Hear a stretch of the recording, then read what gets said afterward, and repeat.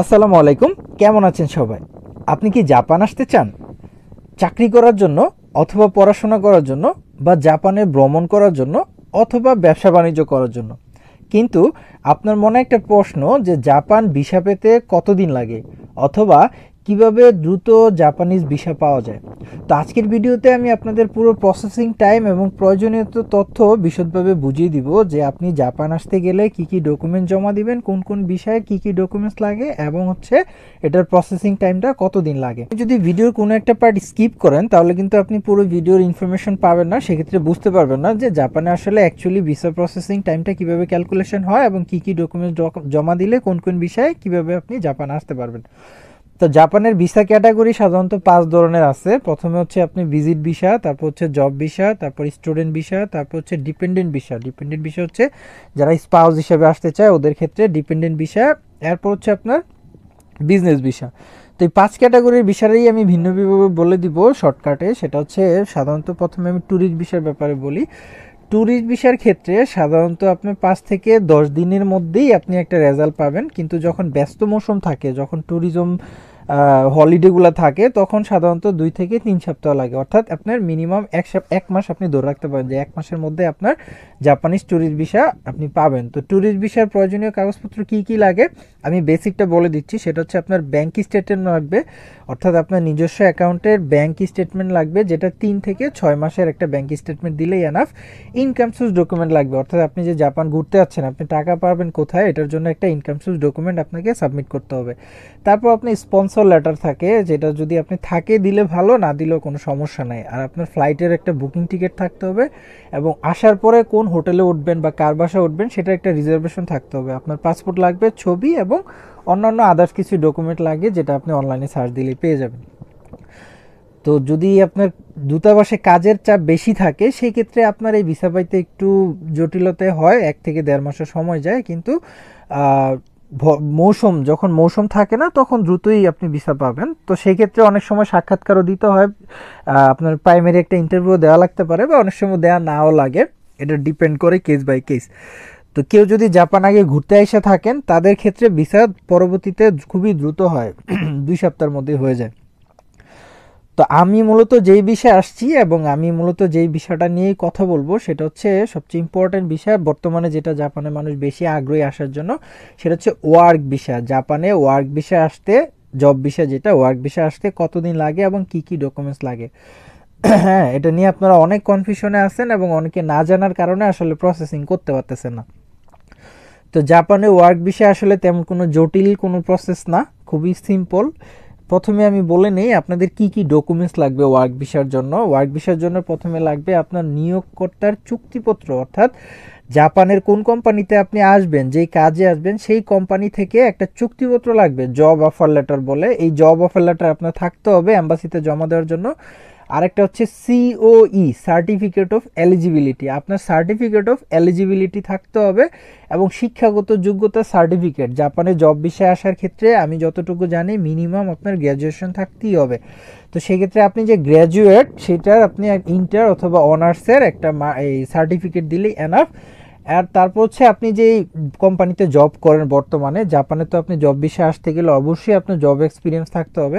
তো আপনি যেই কোম্পানিতে জব করেন সেই কোম্পানি থেকে একটা অভিজ্ঞতার সনদপত্র লাগবে, আপনার পাসপোর্ট, ছবি, দ্যাটস ইট। আর একটা বায়োডাটা আপনি সাথে অ্যাড করে দিতে পারেন। এই কটা ডকুমেন্টসই এনাফ। আমাদের যে আদার্স অন্যান্য ডকুমেন্টস, ভোটার আইডি কার্ড, জন্ম নিবন্ধন, আসলে এগুলার কোনো প্রয়োজন নাই। অনেকে এগুলো মিসগাইডেড হয়ে থাকেন বা ভুল ইনফরমেশন আপনারা দিলেও যে উকিল কাজ করে সেই এত ডকুমেন্ট জমা দেয় না। আমি যেগুলো বললাম এগুলাই দেয়, সাপোর্টিং হিসাবে অন্যান্য ডকুমেন্টস দেয়, যেটা আমি ডিটেলস আকারে অন্য কোনো দিন একটা ভিডিও করব। তারপরও আমি হচ্ছে প্র্যাকটিক্যাল একজন, এই রিসেন্টলি স্টুডেন্ট বিষয়ে রিজেক্ট হয়ে জব বিষয়ে আসছে, তার একটা ইন্টারভিউ আমি নিছি। আপনারা সেই ভিডিওটা দেখলে অনেকটা ক্লিয়ার হয়ে যাবেন সে কীভাবে প্রসেসিং করে কত টাইম লেন্থের মধ্যে আসছে।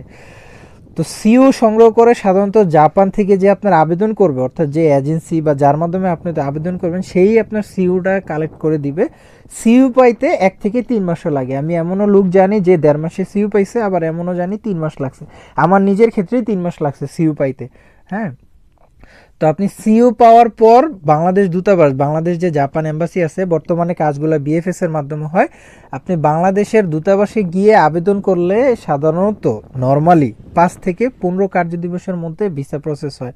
অর্থাৎ আপনি যেই দিন বিএফএস এর ডকুমেন্ট জমা দিবেন তার 5 থেকে 15 দিনের মধ্যে আপনার সাথে যোগাযোগ করবে। এটা হচ্ছে নর্মাল, মানে নর্মালি এই সময়টা বললাম। কিন্তু বাংলাদেশ এম্বাসি, বাংলাদেশ যে জাপান এম্বাসি আছে বর্তমানে বিএফএস যেহেতু কাজগুলো করে, সেই ক্ষেত্রে ওদের কাজগুলো এখন একটু লেন্দি হচ্ছে আমি যতটুকু জানি।